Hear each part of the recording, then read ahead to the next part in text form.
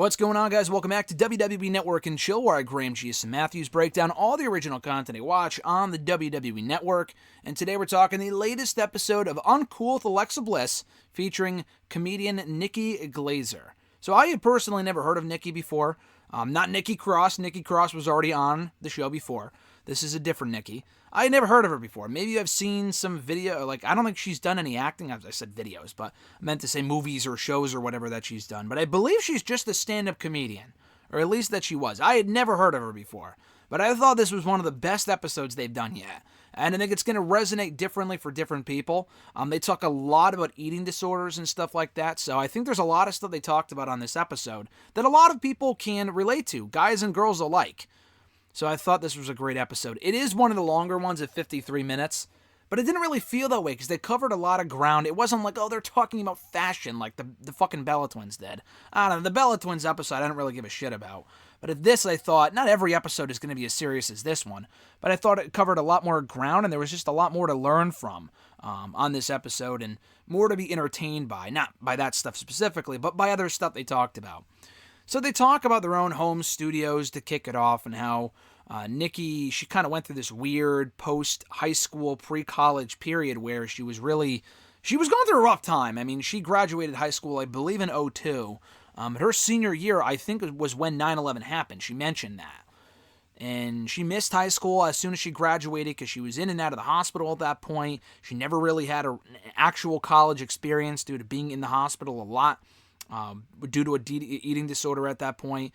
She was a very scared kid. And the two things that she was always scared of the most, that she said, were nuclear war and aliens. That's what she said, like irrational fears. And even Alexa said that she was afraid of tall buildings at that time as a kid. So she can kind of relate to kind of what she went through, having irrational fears, and more importantly to having an eating disorder, because Alexa Bliss went through something similar around that same time. But she did enjoy high school, Nikki said, up until senior year, and that's when everything kind of fell apart. But then she found stand-up in freshman year of college, and that was what kind of saved her, she said. But she went straight from the hospital right to college in that summer right before going to college. And she had to trick them to get herself out of the hospital. Like, she was kind of telling them, oh, I'm doing better, kind of tricked them into thinking that she was doing better just to get out of there. You will do anything when you're in the hospital in that kind of situation to get out of there, regardless of whether you're actually feeling better or not. She went to the University of Colorado, and she said that she knew no one going in, but she did find friends. She eventually found friends and developed a personality for herself to kind of distract from, like, she was really, really skinny, she said, due to having this eating disorder. So she would have this personality, this over-the-top personality, to kind of distract people from her looks and how she kind of, her eating disorder and whatnot, which I thought was really interesting. And she talked about, or they both kind of talk about how they thought of themselves and how people thinking that people were always talking about them and stuff like that. So then Alexa Bliss kind of recalls her own experience and how she reacted negatively to something her roommate said, which she meant well by, but she said something like, oh, you're eating a lot lately, and she meant well by it, but obviously Alexa took it the wrong way, and you can't blame her after what she went through. It's kind of a traumatizing thing, so they talk about kind of watching what you say and having a way with words and whatever. And Nikki mentioned how she kind of felt hot for a little while after losing weight, I guess in high school, and she finally got to interact with all the people that she always wanted to be friends with, but as she continued to lose weight, it got way worse. And then it was just like scary skinny type of situation, she said. Alexa mentioned how she didn't really mesh well with her college roommate. They stopped being friends after she bit Alexa in a bar one time, which is crazy. I thought that was bizarre. I guess she tried to get her to leave, and the roommate bit Alexa, which is just weird. But Nikki always wanted to be the thinnest person that she had ever met. And unfortunately for her, which is a very common thing, she had roommates that also had eating disorders. So they tried to not out-eat each other, but the exact opposite, where one would try to be skinnier than the other because they wanted to be the skinniest person that either of them had ever met. So Alexa, for herself, she started doing bodybuilding to kind of gain weight in a healthy way. But it also backfired because she was still having the disorder and watching what she was eating and stuff and being really, really skinny. It was an eating disorder in a different way.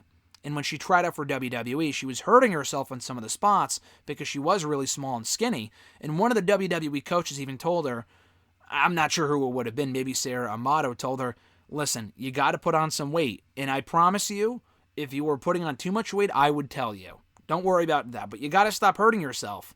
You're hurting yourself on these spots because you're not eating. You got to put on more weight. And I think that was what kind of, flipped the switch in her mind to start eating a little bit better, or, think before she ate, and whatever. I'm not really phrasing it the right way, but that's kind of what kind of triggered it for her to start eating in a different way and looking at herself in a different way. Nikki, for herself, realized what she was going through and the issues that she was experiencing until it started to affect her career. And she cared a lot about her grades in school and stuff like that. She wishes she could have traveled but couldn't due to stand-up. They both talk about going back to alumni weekend, seeing people they used to know. And now she's looking to move to St. Louis. I guess she used to live there, and now she's back there. She didn't want to move there at all initially, but she's been stuck there in quarantine. And now she's kind of looking for apartments there because she likes the area. After living in like California, Los Angeles maybe, and New York for so long. And Alexa said that she tried to talk to someone that she went to high school with, as in like romantically talk to them, but so much is different from when they were in school that it didn't really work out. And she even said, listen, if I wasn't wrestling, I don't know what I would do with myself, because this is really all I know. I went from working in a tanning salon to doing professional wrestling. And Nikki said currently she's looking into alternatives because she's done stand-up every day for like a decade now, where it's kind of like doing it. There's nothing really coming out of it. There were no benefits or whatever. So she's fine with not doing it every night right now, and currently she's doing her podcast daily. So that's how she kind of makes her living and whatnot. But then she mentioned her love for Dave Matthews, and that was kind of the remainder of the episode. And she told a lot of great stories about how she met Dave Matthews, and she got to tell him how much that he meant to her, and kind of recalled the experience of listening to his music with him, with a bunch of other people at SiriusXM. And then she talks about her room and having a Dave Matthews light switch, and how she was always confident that she would meet her childhood heroes, her childhood crushes growing up, including some people from Saved by the Bell.